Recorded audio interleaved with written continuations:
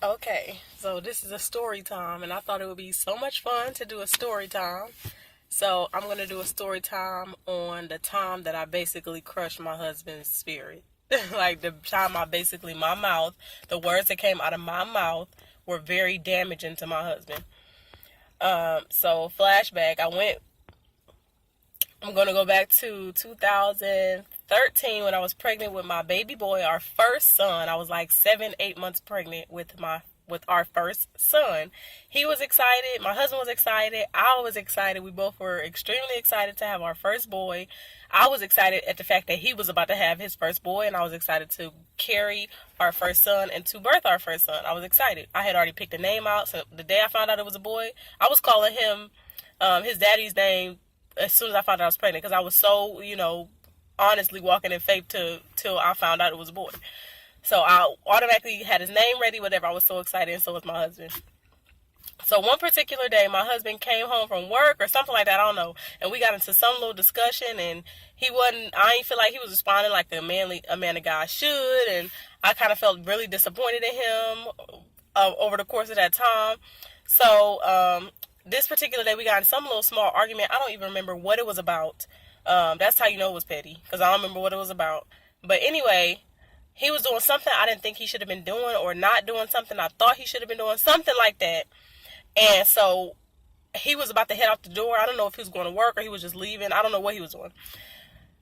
And out of my mouth, I said, I hope my son don't end up like you. And when I said that, like, as it was rolling off my tongue, I knew it was going to hurt him. Like, I knew it was going to hurt him to the core. He was going to feel some type of way about it. I knew it was going to hurt him. That's why I said it. And I was being serious. I was being honest. Like, I didn't want my son to grow up being how whatever he was doing, my husband was doing at that moment, I didn't want my son to act like that. So I was being serious, but the way I said it and how the timing I said it was very hurtful to my husband. And usually my husband got either he be quiet and he leave, or he come back with the quick snap back. Nothing really damaging that bad to me.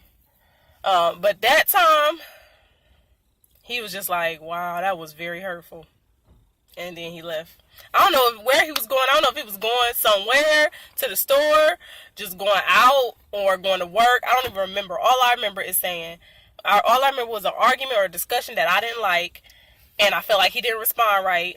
So I said, I hope my son don't end up like you. And he was just like, wow, that was very hurtful. And then he left. Like, I felt horrible.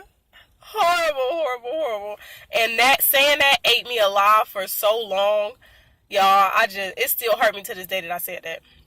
Because this is our first son, and for me to say, I hope he don't be nothing like you, is like, first of all, that's damaging to my husband's character, because that basically says, you're not worth anybody having any characteristic like you, which we don't, because we want to be like the Lord. But my husband got some good characteristics, so that was very damaging, because it made it seem like he didn't have any. Secondly, for this to be our first boy, and he's so excited to play football and all that stuff, and hold our son and everything, and see our son, and our son was named after him, about to be named after him.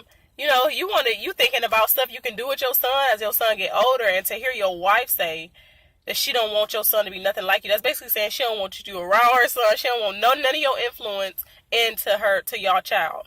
And I understand why that hurt him.